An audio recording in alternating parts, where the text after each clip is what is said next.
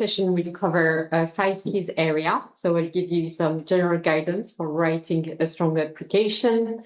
We'll address the impact session, the team project plan budget section, the scalability section, and then what happened at the next stage of the application process. And we'll have some time at the end to address some questions live. But again, feel free to ask your question in the Q&A section. Okay, let's start with some general guidance that applies across the entire application. So as a reminder, TRIG has 3 stages. So the phase 1 focused on organization eligibility, due diligence, and the innovation aspects. Phase 2 is the detailed application stage where you're currently entering. And then phase 3 will involve interviews with the Department for Transport. So at this stage, we are looking to receive submission beyond the good ideas. We're looking at whether a project can create meaningful impact, whether a team can deliver it, and whether it's a credible path to future adoption. I also want to remind you that feedback will only be available after interview stage if you are unsuccessful, not after phase 1 and 2. We understand that this can be disappointing, but the volume of application makes it very difficult to provide feedback at this stage. But that's why we're doing a lot of presentation, and we're making the process accessible so you can still learn during the process. So regarding the phase 2 that you are entering, you will have until the 7th of August at midday to submit your application on our Simply Do platform. So the platform that we gave access to at the first phase. But I know that we have some organization from the Ideas Elevators, so welcome to them. We have a different timeline if you are part of the Ideas Elevators, since you are not scored at stage 2 and you are fast-tracked to interview stage. So if you are part of this cohort, you'll be invited to complete the full submission in mid-September, from 14th of September, and you will have until the 5th of October to submit your application on our platform. But if you are not part of the Ideas Elevator, reminder that full submission should be done before the 7th of August at midday. Do we need to mention something else, Becca, on the Ideas Elevators, or? No, they'll be getting a separate email with further instructions about how to get on the platform and everything like that, so they can expect that from me this week or early next week. Perfect. Thank you very much. So far we've selected for this phase 2 204 applicants, and 109 applicants maximum will be invited for the interview stage. So I'll move to the next slide, and this is a reminder on how we score applications. So at phase 1, we score the innovation criteria, which accounts for 30% of the score. So this won't be assessed as phase 2 that you are entering. The phase 2 submission focuses on the remaining criteria, which are impact, team budget, project plan, and scalability. So each one has a different weighting, and I'll go through in detail in the next part of the presentation. We will combine all those scores, so scores that the score that were given at phase 1 and 2 to select applicants for the interview stage. So that's how we are selecting the applicants. So next slide is about some top tips that apply to any section of the application. So if you have to remember only a few messages from today's webinar, remember these. So first, answer the question be asked in a simple way. Second, use evidence wherever possible. And third, being realistic. One of the biggest mistakes applicants make is assuming that assessors know everything about the innovation in detail. So assessors are transport experts, but they not have the deep knowledge of your specific technology or all the market. They will make some research, but you need to make sure that the application is easy to understand and doesn't have any doesn't have any word that can be very any jargon. Sorry. Make sure that your application is clear, concise, and answer almost every question that has been asked. Also, we're more interested in focusing on achievable claims supported by evidence than just transformational claims that are not credible. That is exactly what you will be delivering during the project, and avoid making promises that rely on assumption into the long future. And finally, don't underestimate the importance of accessibility, inclusion, and sustainability. This should be integrated throughout your application rather than treated as an afterthought. As you can see on the next slides, it's an important part of the program. So also make sure that you can fully commit to the program. So if you selected projects, we start promptly on the 1st of February 2027. You will have to attend some monthly Connect virtual session with DFT, provide some monthly report, participate in monitoring and evaluation activities. Because TRIG is much more than a funding program, it's also building a community of innovators. So please rest assured that we strive to make the program as burden-free as possible. Even monthly report are very easy and straightforward, but this remains an important part of the program. We've noticed that the applicants who gain the greatest value for TRIG are usually those who are engaging actively with the wider cohort and make the most of the support available. So make sure that you have that in mind. You will have to attend 2 events in person, the launch event in March and the showcase event in September. So March 2027 and September 2027, sorry. It will be more probably in Birmingham and Manchester, and as they are quite still accessible in public transport. Also, make sure that you comply with the funding rules. So TRIG funding is a grant, and the DFT support investment in research, development, and innovation in transport. So it's a subsidy can be given to support a wide variety of activities, including research and development, environmental protection, and aid for small to medium-sized businesses. And the subsidy rule allows for aid to be granted, which is necessary to deliver growth and other important objectives. So the funding awarded to successful applicants will be given as minimal financial assistance under the subsidy rule. So this allows an organization to receive up to £350,000 of state support during the current and previous 2 fiscal years. So you are responsible to ensuring that you are adhering to these fiscal rules. You will also be asked to declare any other public aid which your enterprise and any enterprise linked may have received during your current and previous 2-year fiscal year to ensure that any grant support given to you under this scheme does not constitute a subsidy. So please read all the guidance carefully. We have some terms and conditions still available on the Simply Do platform, and make sure that you are compliant with all those rules. On the next slide, we are going to discuss the impact section. So this is where you explain why your projects really matter.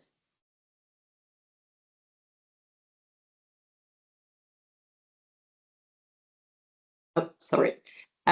So just to start with that, so it's 30% of your waiting. And I just wanted to, before I go into the detail of the question, what is expected, I just wanted to invite Chris, who's my colleague at Connected Places Catapult. He's an economist, and he will give you some tips on how to really frame your thinking around impact. So I hand over to Chris, who's going to present that. And thank you, Chris, for joining the session. Thanks, Isabel. Hi, everyone. So I'm Chris. I'm an economist and an impact assessor at CPC. So I'm just going to talk for a few minutes, as Isabel mentioned, on the sustainability impacts section of the application.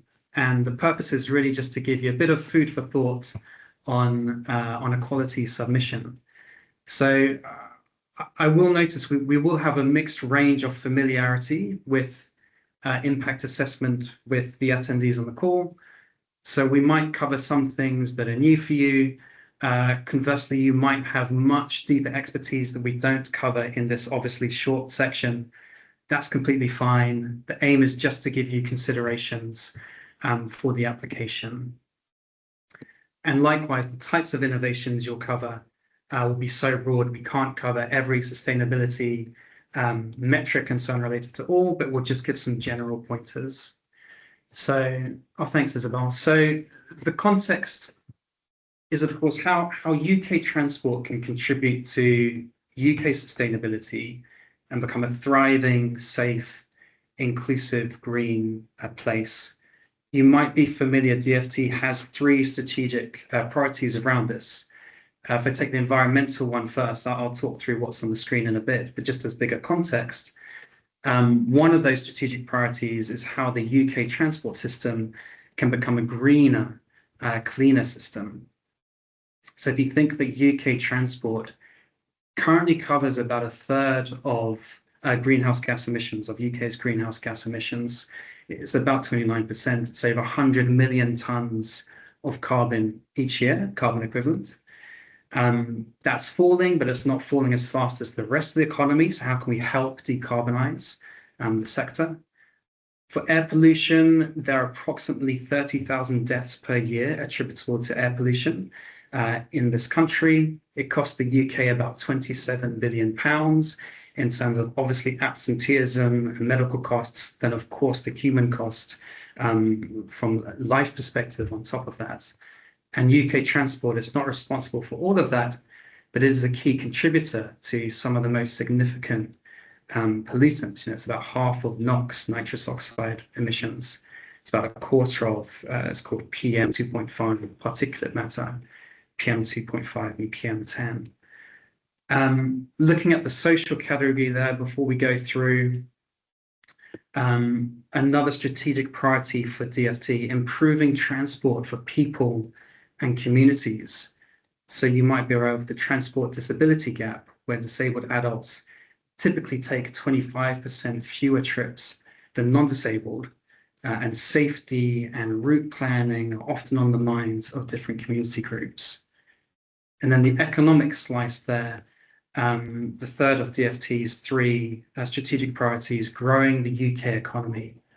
So it is a huge sector that you're working in, of course. You know, it's £100 billion of gross value added. It employs around 2 million people. It moves 1.6 million tons of goods by air, sea, rail, road. So all the potential that some of your solutions will tap into around route optimization or emissions potential or alternative cost efficiencies.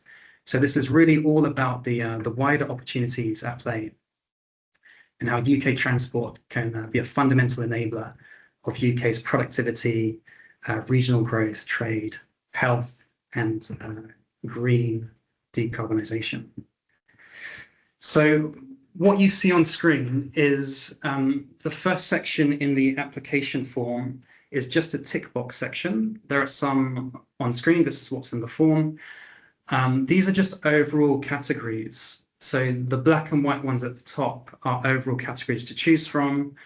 I've popped little coloured ones below just to demonstrate we know that beneath this there'll be different benefits your solutions might be tackling, and there's space later on to talk about those.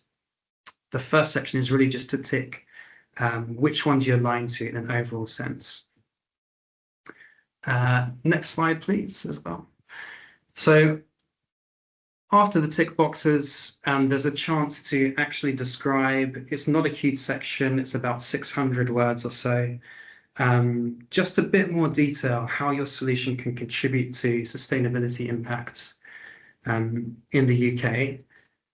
As food for thought, I just thought I'd talk through a simplistic hypothetical example to kind of tease out the kind of things we think about when we're looking at sustainability impacts of different innovations. Do take it with a pinch of salt, it's just to demonstrate. If you imagine innovation looking to deploy solar paneled fencing alongside tracks, this would obviously fall under the GHG emissions reduction under environmental. It's about carbon, reducing grid energy consumption. So the obvious benefits are renewable energy generation, reduced grid consumption, and therefore carbon emissions in the lovely green boxes. Next slide, please, Isabel. There's a fairly clear value story, but we'd encourage you to think of also any unintended consequences. There'll be the big ones you're aiming at. There might be also kind of co-benefits or unintended benefits. Sorry, one slide back if that's right, Isabel. In this case, this design of the fencing in this solution actually reduces noise for nearby residents, which has its own benefits. So the point being, just consider unintended as well as intended. On their screen as well, you can see the reds, do think through any negatives. That's equally important. How can we mitigate them? And how can you show that you're thinking about any potential negatives and mitigations that you can feed into the design of your solution? Again, in this kind of simplistic example, the trackside solar fencing might actually cut off and fragment rural land and impact biodiversity migration paths. So it's just good to be aware of this in this, again, this kind of simple example. Next slide, please. Oh, brilliant, already on screen. So, sorry, my fault. One back if that's all right. It's the blue underlined ones. So when you're thinking through your impacts, good practice and something we look for is who the beneficiaries are.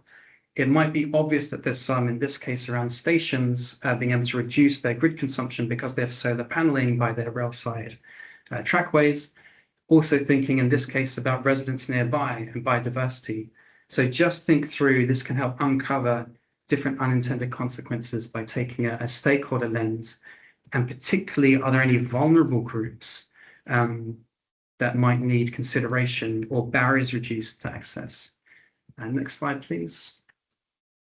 I think it'll be, thanks Isabel. So that was, just bringing a suggestion. Do think of a beneficiary view, who benefits and who might lose from your solution, and any mitigations that might be important for that. Thanks so much, Isabel. Next slide, please.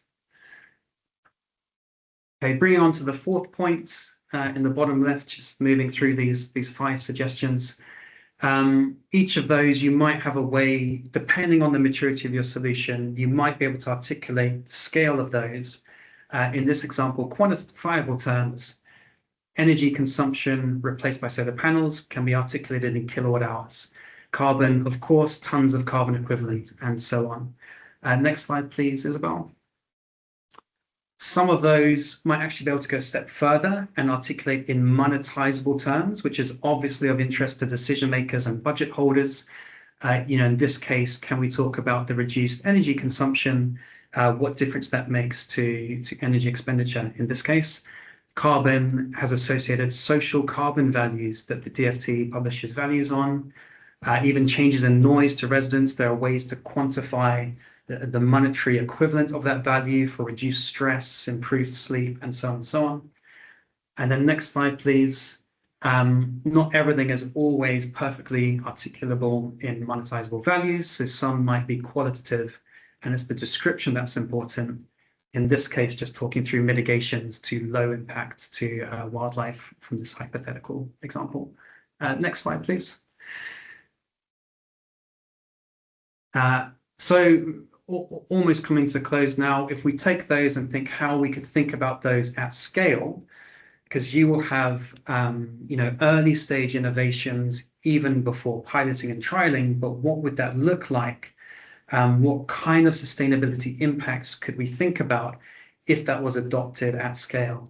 So next slide, please, Isabel.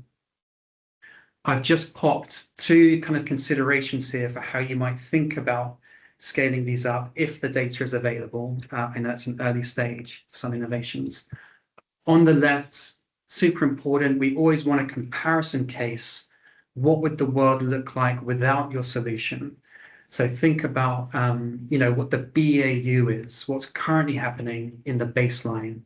In this example, stations, grid consumption, energy consumption.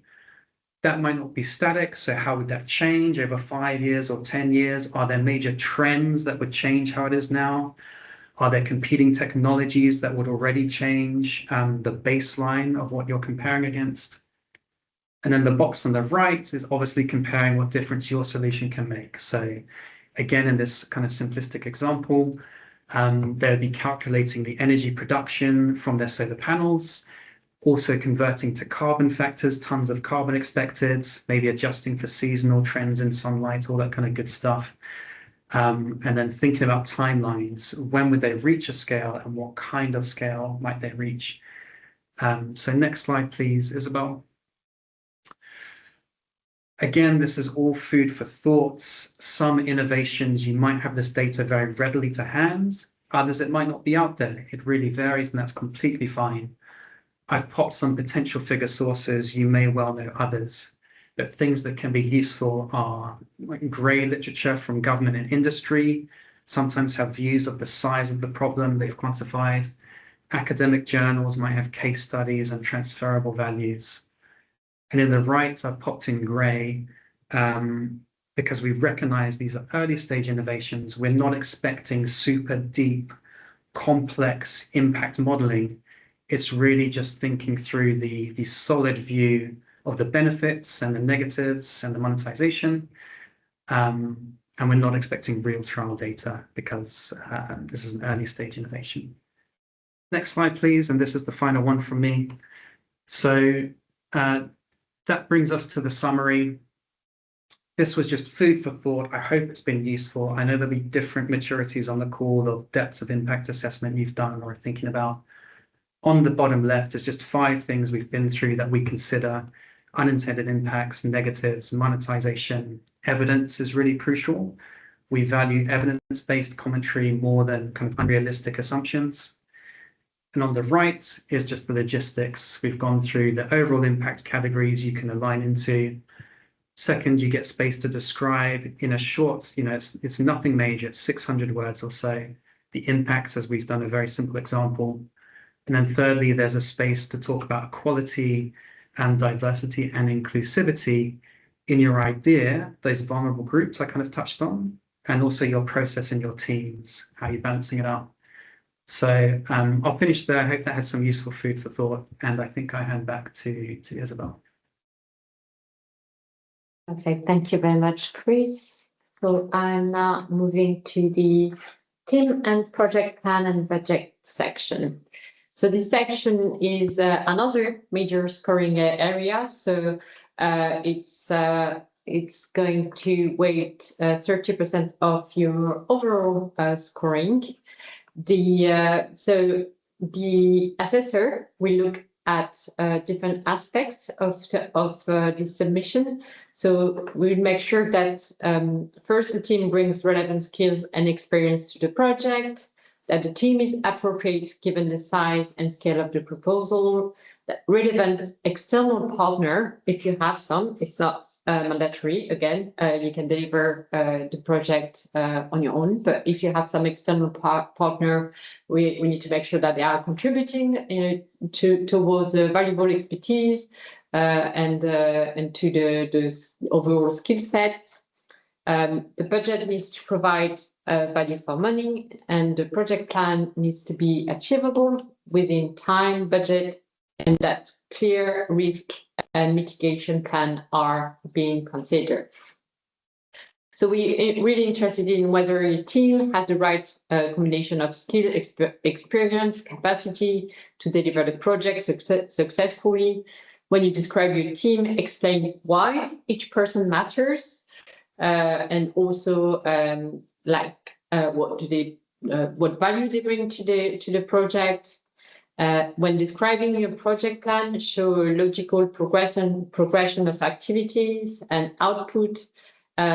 And also, if you are applying with multiple projects within TRIG, explain clearly how you manage delivery across them.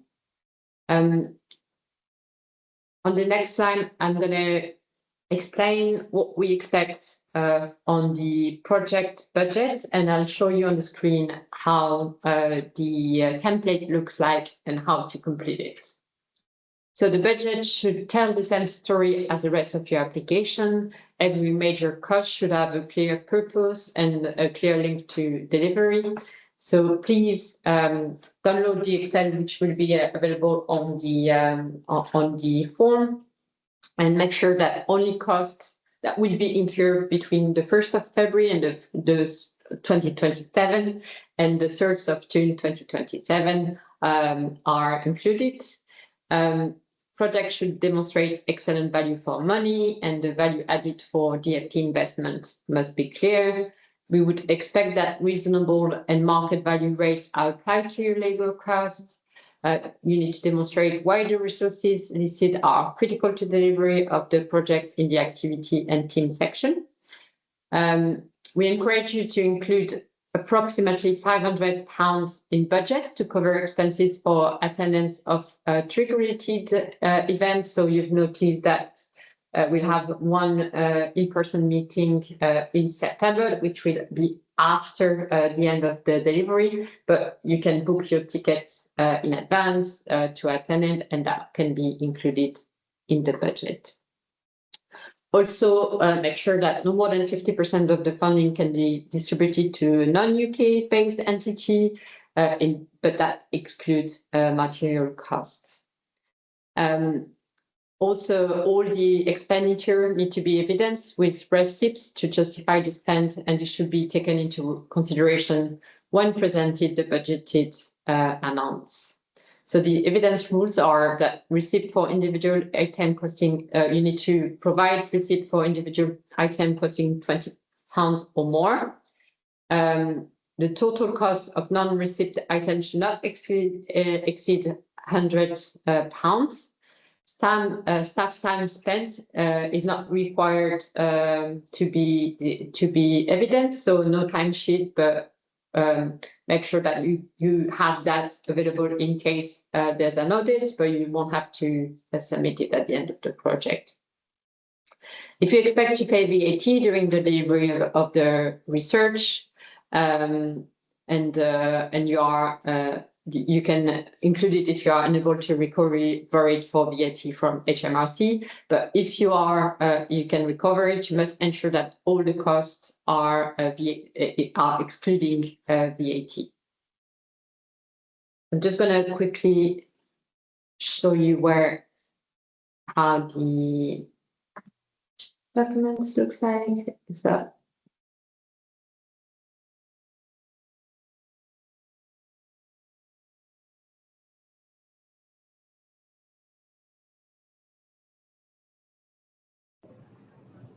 Just a quick question while we're in the transition. If we've submitted originally on a basis of like £37,500, if that, when we do our more detailed budget as this phase 2, if it increases or decreases, as long as we're still within the 45, are we okay to submit still?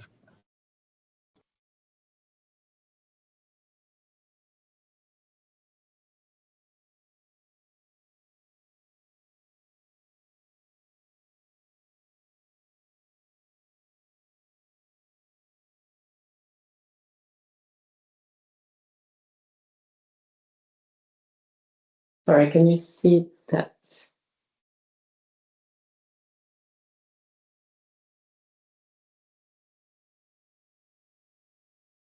Yeah, we can see the spreadsheet summary of grant claim. So Perfect, thank you so much. So in terms of how to complete this document. So you have to put the company name and the application name that you use on our platform Simply Do. Make sure that you are completing only the application section, so the start of the program and end of program section is not required, as this will be used during the program. So that's where you need to put your costs, and then if you have some match funding as well, that's where you can indicate those costs and make sure that this is just if you have some match funding, which is not mandatory for this program.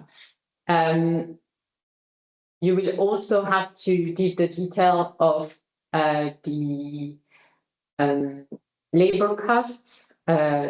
So you need to mention the employee role and name. If they are not hired, please mention it.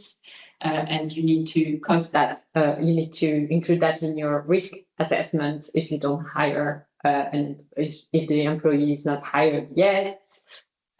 Put the daily rate, the cost, and please provide description on what this person is going to deliver, why they're important to this project. So this is the only two tabs that you need to complete. All the other tabs in yellow should be left blank. This is tabs that would be used throughout the program. So make sure you only complete the tabs here. So that's this, and then you have to complete as well a project plan. I don't know if you can see it on screen. I don't think you can.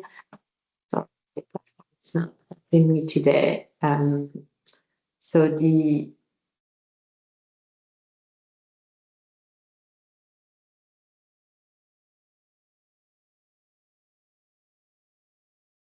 project plan template should appear now on screen. So you've got two tabs. One is should be completed. One is just for information. So this is a risk scale.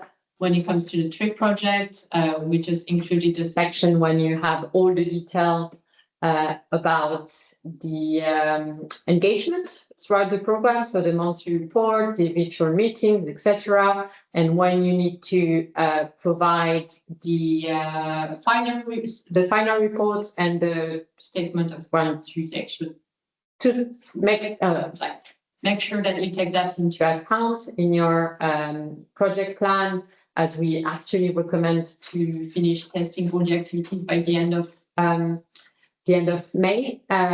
So you have time to submit the final report. If it takes less time for you to write all the report, obviously you can take a bit more, you can finish a bit later, but make sure that you can submit your final report on time, and the statement of grant usage, which is all the expenses by the end of June, so the 13th of June.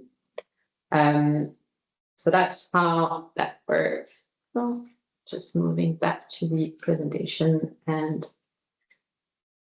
sorry it's being so complicating today.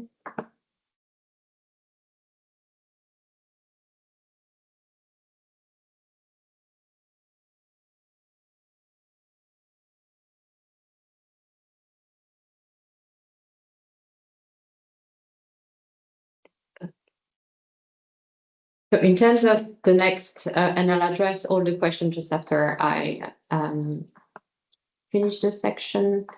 So in terms of the scalability section, so this is a section that is only weighting 10% of the score, but it doesn't mean that it's not important. This might make a difference if you have a solution that is equally impactful and with the right team. It needs to be clear that there's the right pathway to commercialize or disseminate or integrate the solution into the transport system.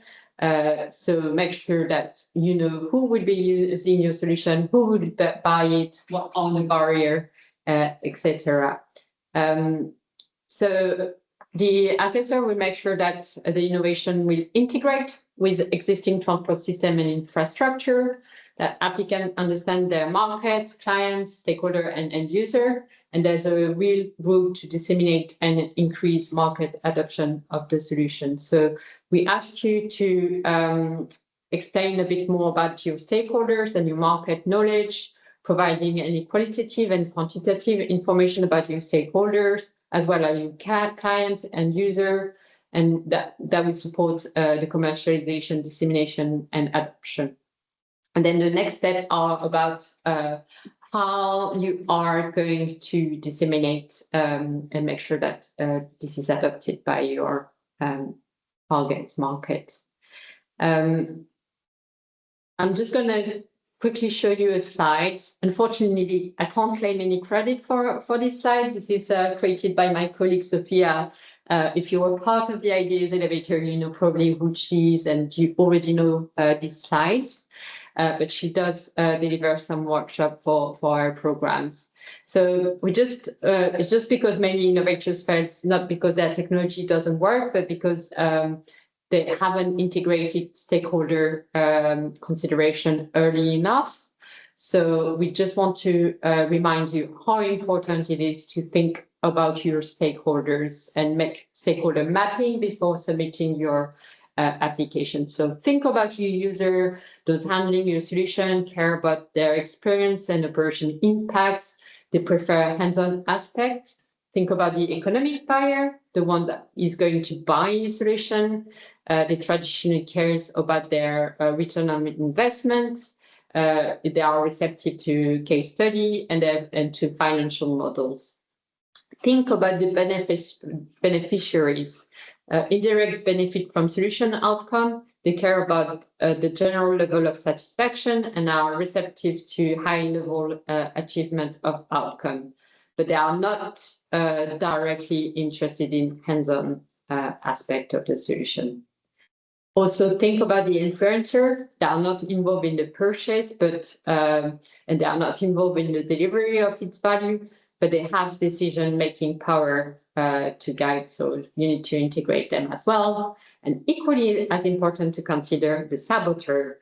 They might influence, they have more influential interest in failure of your solution purchase, and influential interest in failure of its deliverable value. So integrate that in your thinking when you write about the scalability of your solution.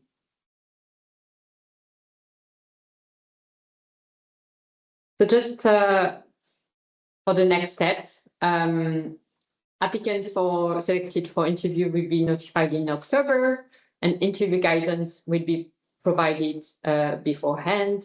You will receive an interview invitation. Remember that this is a positive outcome. It means that assessors see a potential in your project.